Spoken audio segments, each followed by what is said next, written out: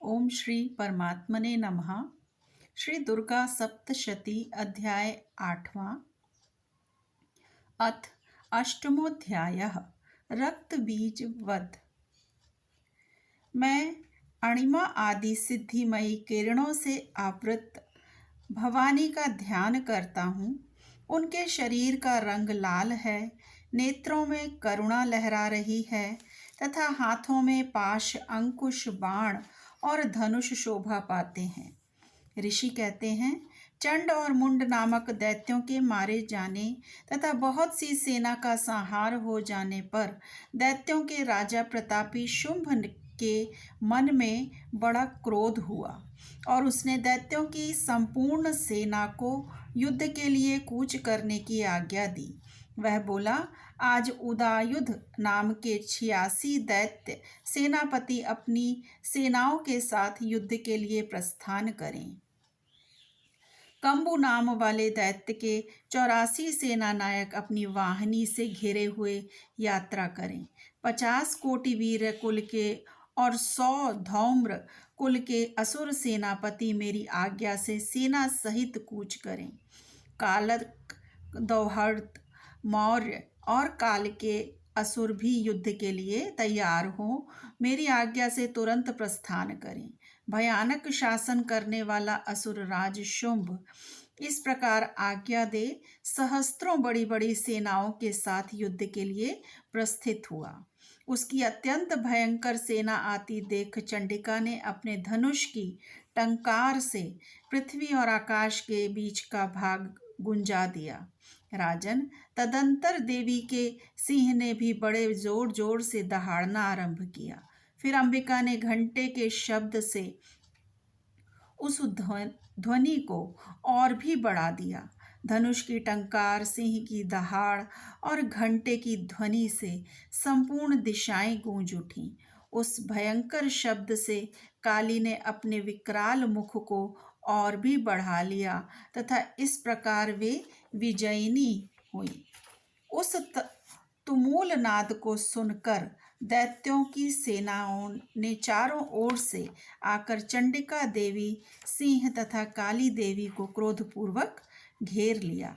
राजन, इसी बीच असुरों ने विनाश तथा देवताओं के अभ्युदय के लिए ब्रह्मा, शिव, कार्तिकेय, विष्णु तथा इंद्र आदि देवों की शक्तियाँ जो अत्यंत पराक्रम और बल से संपन्न थीं, उनके शरीरों से निकलकर उन्हीं के रूप में चंडिका देवी के पास गईं। जिस देवता का जैसा रूप, जैसी वेशभूषा और जैसा वाहन है, ठीक वैसे ही साधनों से संपन्न हो उसकी शक्ति असुरों से युद्ध करने के लिए आई। तब सबसे पहले हंस युक्त विमान पर बैठी हुई अक्ष सूत्र और कमंडलों से सुशोभित ब्रह्मा जी की शक्ति उपस्थित हुई, जिसे ब्रह्माणी कहते हैं। महादेव जी के शक्ति वृषभ पर आरूढ़ हो, हाथों में श्रेष्ठ त्रिशूल धारण किए, महानाग का कंकण पहने, मस्तक में चंद्र रेखा से विभूषित हो वहां आ पहुंची। कार्तिकेय जी की शक्ति रूपा जगदम्बिका उन्हीं का रूप धारण किए श्रेष्ठ मयूर पर आरूढ़ हो, हाथ में शक्ति लिए दैत्यों से युद्ध करने के लिए आईं। इसी प्रकार भगवान विष्णु की शक्ति गरुड़ पर विराजमान हो, शंख, चक्र, गदा, शांख, धनुष तथा खड्ग हाथ में लिए वहां आई। अनुपम यज्ञ वाराह का रूप धारण करने वाले श्री हरि जो शक्ति हैं, वह भी वाराह शरीर धारण करके वहां उपस्थित हुई। नारसिंही शक्ति भी नृसिंह के समान शरीर धारण करके वहां आई। उसकी गर्दन के बालों के झटके से आकाश के तारे बिखरे पड़े थे। इसी प्रकार इंद्र की शक्ति वज्र हाथ में लिए गजराज ऐरावत बैठकर आई। उसके भी सहस्त्र नेत्र थे। इंद्र का जैसा रूप है वैसा ही उसका भी था। तदंतर उन देव शक्तियों से घिरे हुए महादेव जी ने चंडिका से कहा, मेरी प्रसन्नता के लिए तुम शीघ्र ही इन असुरों का संहार करो। तब देवी के शरीर से अत्यंत भयानक और परम उग्र चंडिका शक्ति उत्प्रकट हुई। जो सैकड़ों गीदड़ियों की भांति आवाज करने लगी थी। उस अपराजिता देवी ने धूमिल जटा वाले महादेव जी से कहा कि भगवान, आप शुंभ निशुंभ के पास दूत बनकर जाइए और उन अत्यंत गर्वीले दानव शुंभ एवं निशुंभ दोनों से कहिए, साथ ही उनके अतिरिक्त भी जो दानव युद्ध के लिए वहां उपस्थित हों उनको भी यह संदेश दीजिए, दैत्यों, यदि तुम जीवित रहना चाहते हो तो पाताल को लौट जाओ। इंद्र को त्रिलोकी का राज्य मिल जाए और देवता यज्ञ भाग का उपभोग करें। यदि बल के घमंड में आकर तुम युद्ध की अभिलाषा रखते हो तो आओ, मेरी शिवाएं योगिनियां तुम्हारे कच्चे मांस से तृप्त हो। क्योंकि उस देवी ने भगवान शिव को दूत के कार्य में नियुक्त किया था, इसलिए वह शिवदूती के नाम से संसार में विख्यात हुई।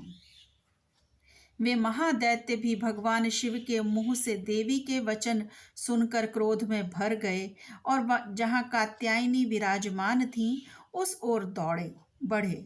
तदंतर वे दैत्य अमर्ष में भरकर पहले ही देवी के ऊपर बाण, शक्ति और रिष्टि आदि अस्त्रों की वृष्टि करने लगे। तब देवी ने भी खेल खेल में ही धनुष की टंकार की और उससे छोड़े हुए बड़े बड़े बाणों द्वारा दैत्यों के चलाए हुए बाण, शूल, शक्ति और फरसों को काट डाला। फिर काली उनके आगे होकर शत्रुओं को शूल के प्रहार से विदीर्ण करने लगी और खट्वांग से उनका कचूमर निकालती हुई रणभूमि में विचरने लगी। ब्रह्माणी भी जिस जिस ओर दौड़ती उसी उसी ओर अपने कमंडलों का जल छिड़ककर शत्रुओं के ओज और पराक्रम को नष्ट कर देती थी। माहेश्वरी ने त्रिशूल से तथा वैष्णवी ने चक्र से और अत्यंत क्रोध में भरी हुई कुमार कार्तिकेय की शक्ति ने शक्ति से दैत्यों का संहार आरंभ किया।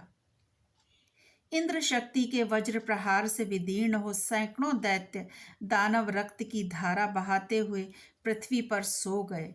वाराही शक्ति ने कितनों को अपनी थुथुनों की मार से नष्ट कर दिया। दाढ़ों के अग्रभाग से कितनों की छाती छेद डाली तथा कितने ही दैत्य उसके चक्र की चोट से विदीर्ण होकर गिर पड़े।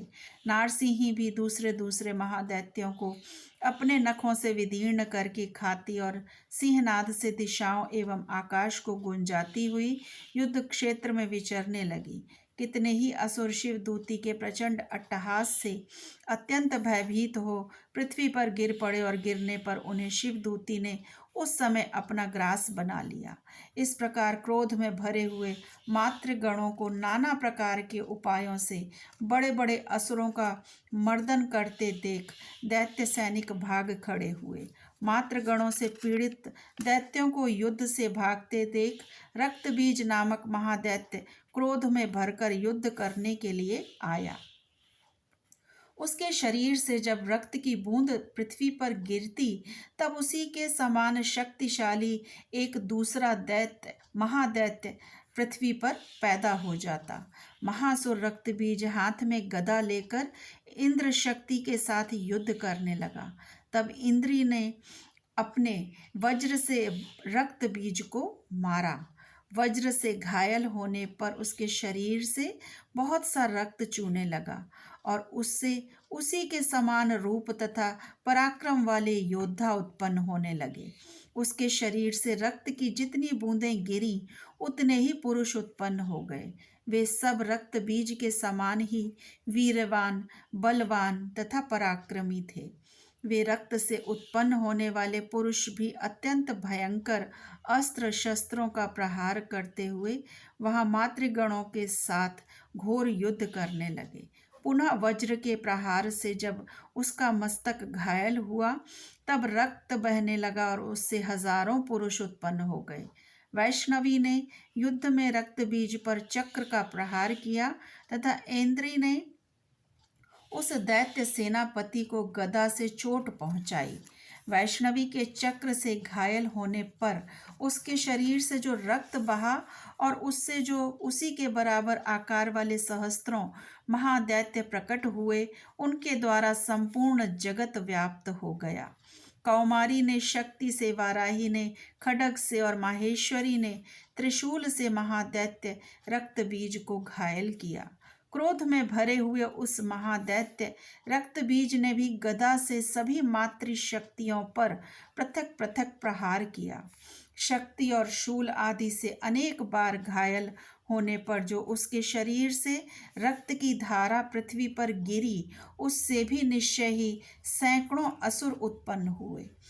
इस प्रकार उस महादैत्य के रक्त से प्रकट हुए असुरों द्वारा संपूर्ण जगत व्याप्त हो गया। इससे उन देवताओं को बड़ा भय हुआ। देवताओं को उदास देख चंडिका ने काली से शीघ्रता पूर्वक कहा कि चामुंडे, तुम अपना मुख और भी फैलाओ तथा मेरे शस्त्रपात से गिरने वाले रक्त बिंदुओं और उनसे उत्पन्न होने वाले महादैत्यों को तुम अपने इस उतावले मुख से खा जाओ। इस प्रकार रक्त से उत्पन्न होने वाले महादैत्यों का भक्षण करती हुई तुम रण में विचरती रहो। ऐसा करने से उस दैत्य का सारा रक्त क्षीण हो जाने पर वह स्वयं भी नष्ट हो जाएगा। उन भयंकर दैत्यों को जब तुम खा जाओगी, तब दूसरे नए दैत्य उत्पन्न नहीं हो सकेंगे। काली से यों कहकर चंडिका देवी ने शूल से रक्त बीज को मारा और काली ने अपने मुख से उसका रक्त ले लिया। तब उसने वहां चंडिका पर गदा से प्रहार किया, किंतु उस गदापात ने देवी को तनिक भी वेदना नहीं पहुंचाई। रक्तबीज के घायल शरीर से बहुत सा रक्त गिरा, किंतु ज्यों ही वह गिरा त्यों ही चामुंडा ने उसे अपने मुख में ले लिया।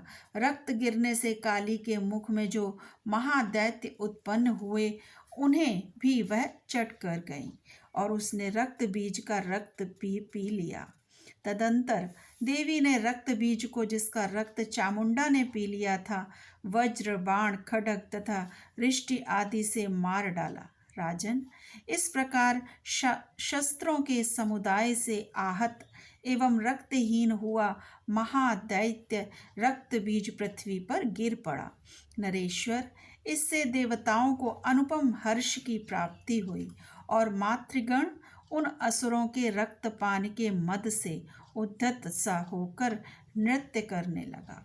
इस प्रकार श्री मार्कंडेय पुराण में सावर्णिक मनवंतर की कथा के अंतर्गत देवी महात्म्य में रक्तबीज वध नामक 8वां अध्याय पूरा हुआ। जय माता दी।